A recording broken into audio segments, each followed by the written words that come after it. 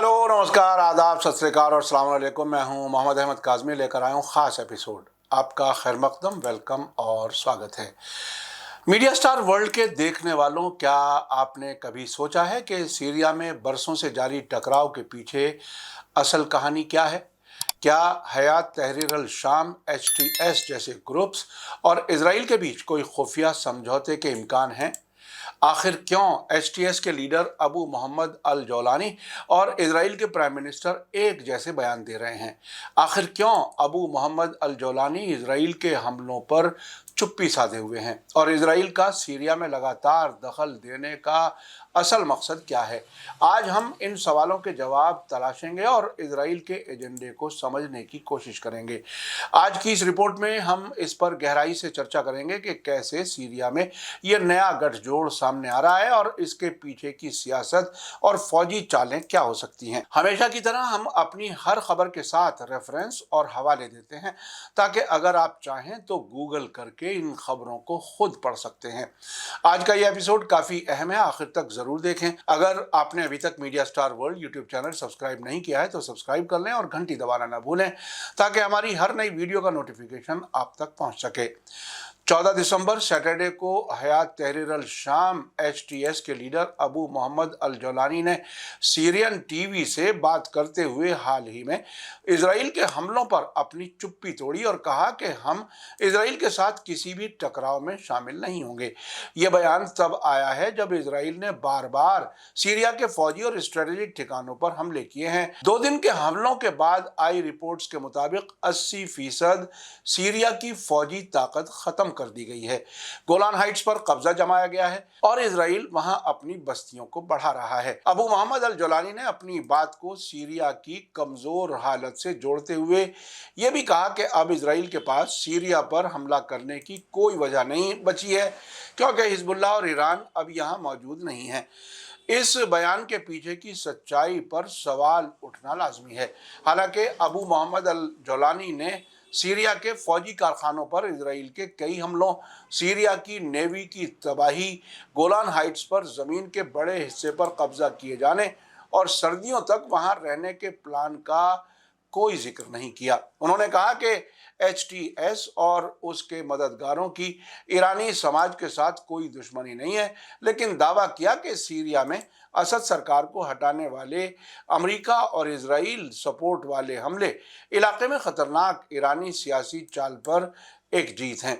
इस इंटरव्यू के दौरान जौलानी ने कन्फर्म किया कि HTS और उसके साथी वेस्टर्न मुल्कों के राब्ते में हैं और दमिश्क में अपनी नुमाइंदगी बहाल करने के लिए ब्रिटेन के साथ बात की जा रही है। इसी बीच अमेरिकी फॉरेन मिनिस्टर एंटनी ब्लिंकन ने भी कन्फर्म किया है कि अमेरिका HTS के साथ सीधे राब्ते में है, भले ही अमेरिकी सरकार ने जौलानी के सिर पर $1 करोड़ का इनाम ऐलान किया हुआ हो। इससे पहले 11 दिसंबर को अमेरिका के स्काई न्यूज टेलीविजन चैनल ने खबर दी थी कि सीरिया में असद की सरकार को हटाने वाले हयात तहरीर अल शाम के लीडर अबू मोहम्मद जौलानी ने स्काई न्यूज से कहा है कि बशार अल असद की सरकार के हुकूमत से बाहर होने के बाद दूसरे मुल्कों को सीरिया से डरने की कोई ज़रूरत नहीं है। असद के मुल्क छोड़कर भाग जाने के बाद वेस्टर्न मीडिया को दिए गए अपने पहले बयान में उन्होंने कहा कि उनका डर गैर ज़रूरी है,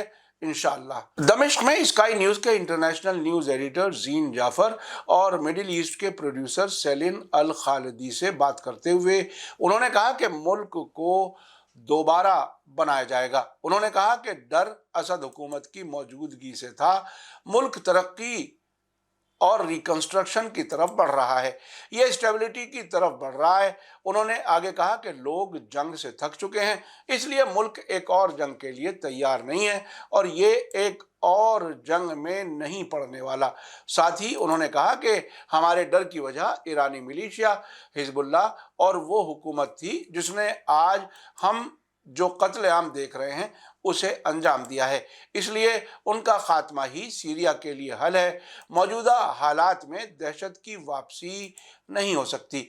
हयात तहरीर अल शाम की जड़ें 2011 से शुरू हुई गड़बड़ी से हैं, जब तुर्की के रास्ते कई मुल्कों के दहशतगर्द सीरिया और इराक पहुंचे थे और इन दोनों मुल्कों में बहुत बड़े इलाकों पर कब्जा कर लिया था। यह ग्रुप पहले जबहतन नुसरा के नाम से जाना जाता था, जो अल-कायदा की सीरियाई शाख बताई जाती थी।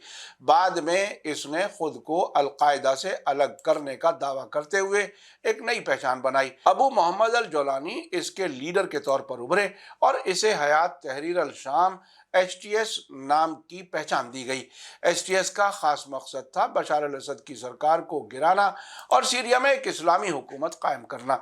हालांकि इस ग्रुप को हमेशा एक शिद्दत पसंद और दहशतगर्द ग्रुप के तौर पर देखा गया है, जिसने आम शहरियों के खिलाफ हमले, शोषण और शिद्दत पसंद नजरिए को मजबूत किया है।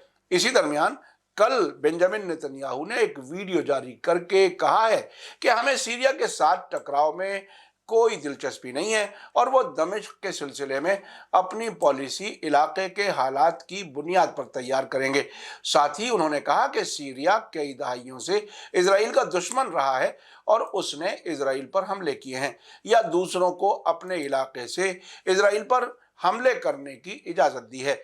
हालांकि हकीकत यह है कि इजराइल इसके बरखिलाफ अमल कर रहा है। इजराइल बशार अल असद की सरकार गिरने के बाद पहले दिन से ही सीरिया पर हमले जारी रखे हुए है और इजराइल ने कब्जे वाले गोलान हाइट्स में अपनी बस्तियों को बढ़ाने का प्लान बनाया है। ये उस खुफिया समझौते में से एक हो सकता है कि दहशतगर्दों ने इजराइल के साथ किए हों। हाल की रिपोर्टों से ये इशारे साफ मिल रहे हैं कि HTS और इजराइल के बीच खामोश समझौता है। HTS के लीडर अबू मोहम्मद अल जोलानी ने कहा है कि उनका ग्रुप इजराइल के साथ किसी भी तरह की जंग में शामिल नहीं होगा। इसके पीछे उन्होंने सीरिया की कमजोर हालत को वजह बताया है। ये बयान ऐसे वक्त में आया है जब इजराइल लगातार सीरिया के फौजी ठिकानों और हिजबुल्लाह पर हमले कर रहा है। कई एक्सपर्ट्स का मानना है कि HTS इजराइल के साथ एक स्ट्रेटेजिक समझौते में है, जहां इजराइल HTS को दमिश्क और ईरानी असर के खिलाफ एक मददगार के तौर पर देखता है। मेरा समझना है कि इजराइल के सीरिया पर लगातार होने वाले हमले इजराइल की उस स्ट्रेटेजी का नतीजा है कि उसके पड़ोस में कोई भी मुल्क फौजी ताकत नहीं होनी चाहिए। जिस तरह से जॉर्डन और मिस्र उसकी जेब में है, उसी तरह सीरिया में आने वाली हुकूमत भी उसके कंट्रोल में रहनी चाहिए। गोलान हाइट्स, जो 1967 की जंग में इजराइल ने सीरिया से कब्जा कर लिया था, हमेशा से टकराव की असल वजह रहा है। इजराइल ने न सिर्फ इस इलाके में अपनी बस्तियों को बढ़ाया है, कई रिपोर्टों में कहा गया है कि इजराइल ने HTS को फौजी और माली मदद मुहैया की है। हाल के बरसों में HTS ने अपनी पहचान सुधारने की कोशिश की है। अबू मोहम्मद अल जोलानी ने दावा किया है कि उनका ग्रुप अब सभी को हुकूक देने और सबसे अच्छे राब्ते को जरूरी समझता है। उन्होंने ये भी कहा है कि उनका ग्रुप वेस्टर्न मुल्कों के साथ राब्ते में है। अमेरिका और ब्रिटेन जैसे मुल्क HTS को अपनी टेररिस्ट लिस्ट से हटाने पर गौर कर रहे हैं। ये फैसला इसलिए अहम है क्योंकि ये ग्रुप अभी भी सीरिया में कई इंसानी हकूक की खिलाफ वर्जियां कर रहा है। HTS और इजराइल के बीच तालमेल की खबरों ने ईरान और हिजबुल्लाह जैसे ग्रुप्स को अलर्ट कर दिया है। ईरान ने, जो हमेशा से बशार अल असद सरकार को सपोर्ट करता रहा है, HTS और इजराइल के इस खुफिया समझौते को इलाकाई स्टेबिलिटी के लिए खतरनाक मानता है।